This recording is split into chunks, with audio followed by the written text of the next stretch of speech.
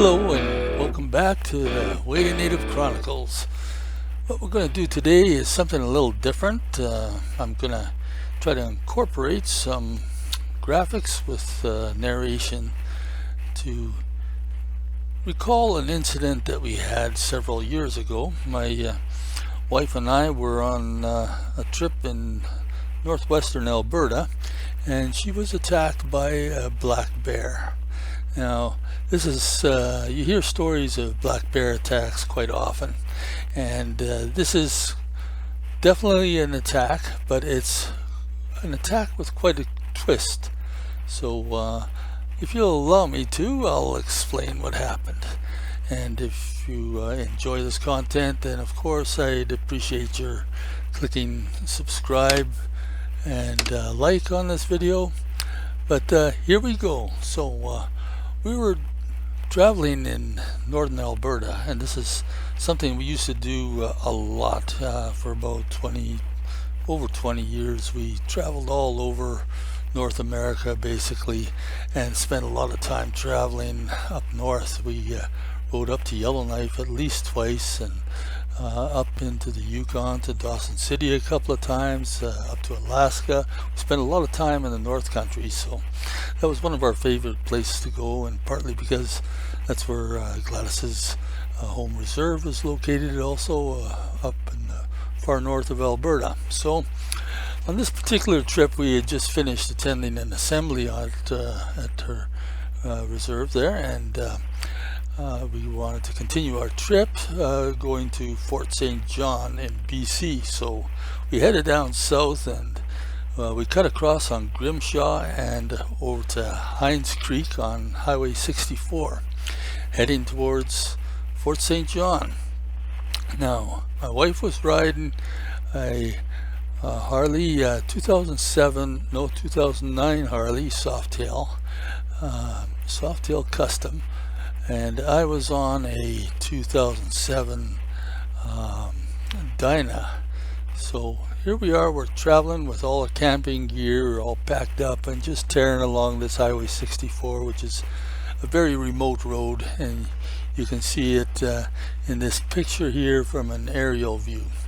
So what happened was a very curious combination, like a perfect storm of events that resulted in her very nearly getting mauled by this bear, and perhaps killed even. And it's sort of related to sort of in a unusual way. People who are bikers, they know this a lot, that there's a saying that loud pipes save lives. Well, I think this is, for those of you who are in that realm, I think you might find this interesting, because loud pipes actually did save her life. So let's get into this. Okay, we're heading down this road, and as we're going, we're traveling this direction, and as we're traveling, I'm behind and she's in front. Okay, so we're going down the highway, and we're approaching a very slow moving truck, and so the distance is closing on the truck, and there was also another truck coming the opposite direction towards us. So it's one of those pinch points that develops quite often in traffic, where you would approach a vehicle, and normally you would just continue to pass the vehicle because he's going so slow. But in this case, just at that point where you'd have a chance to pass, actually that oncoming vehicle was just at that time going to be in the wrong place, so you're going to have to slow down and wait for that oncoming vehicle to pass, which is not so bad. But just as she was approaching that vehicle going in the same direction of us, and going to have to slow down, there's this bear that came charging out of the bush off to our right over here. Now this bear came running at full steam, and he didn't come running just at 90 degrees to the highway. No, what he was doing was a predatory attack angle run to kind of get into that a little bit. You know, when a predator is attacking, a caribou or a deer or an elk or something like that, that they can't outrun speed-wise, what they do, and this applies to all predators, is they cut an angle towards that animal, and so that they can cut across, not quite 90 degrees to it, but sort of angling ahead, so they are going to meet that animal at this right point in time and be able to tackle it. That's exactly what this bear was doing for Gladys's bike, which was about 50 meters ahead of me. It's running out of the bush at a perfect angle. It's with its speed going the speed it was, and the speed of her now slowed down for this truck. We're going to meet at the point of intersection where that bear would be able to make contact with her, and this was simply horrifying to watch, because I could see there was no way out. Her bike could not accelerate to get past that truck ahead of her, because just then that oncoming vehicle was coming towards her. So she was stuck in that position. Normally what you do with a motorcycle, if an animal, whether it's a dog or a bear or whatever, if that animal's intent on getting you on your bike, you have an ace up your sleeve. Let's just imagine that there was no truck going in the same direction of her and she had freedom to accelerate anytime she wanted. Then what you do, you see an animal coming out towards you. They're doing that angled predatory attack pattern, and that whole attack pattern is based on the assumption that the prey that they are pursuing, that they're trying to intersect, is going at top speed. But their plan will all fall apart if you use that ace in the hole, which is your throttle. All you have to do is wait until the animal has committed to a certain line of attack, and then you hit the throttle.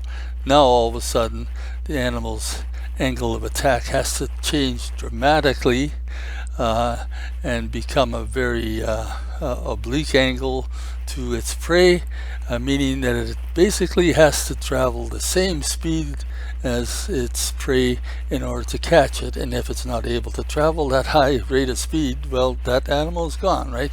Or motorcycle in this case.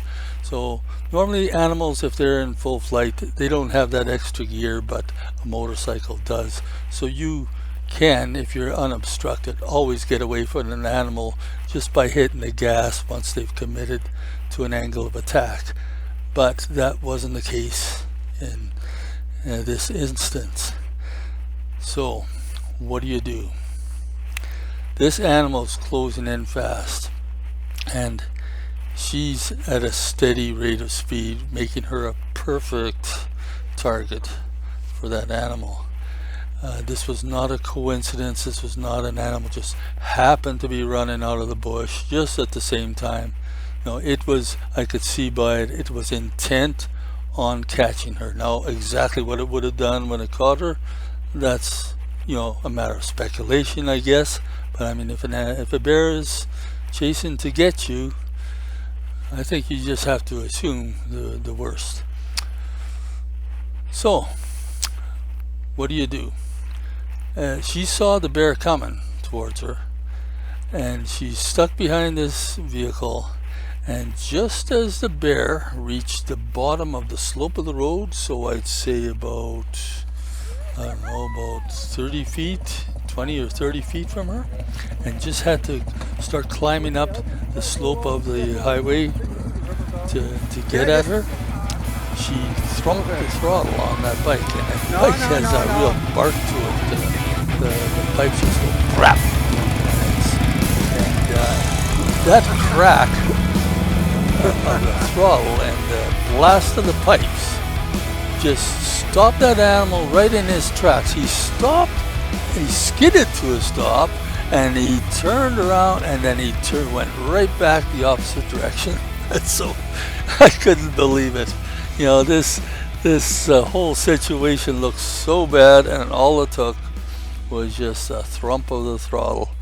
So you know, that's our bear story. You know, we didn't stop. I don't know, maybe we stopped and discussed it later, but I mean, it was happened, and then it was over, and that was it. So you know, that's our bear attack story. It was a real bear attack, but I haven't heard of one quite like that myself before, so I thought we'd just share that with you.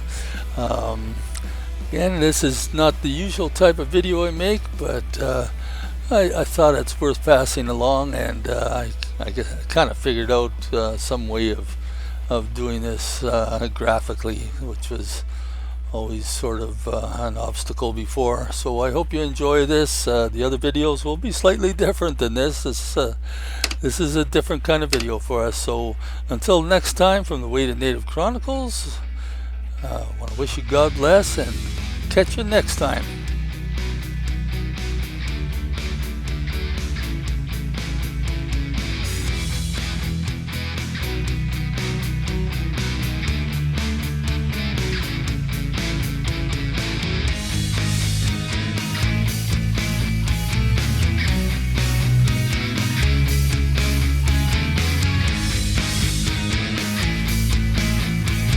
Niitä tenelää kehin kehos. Kehin daats.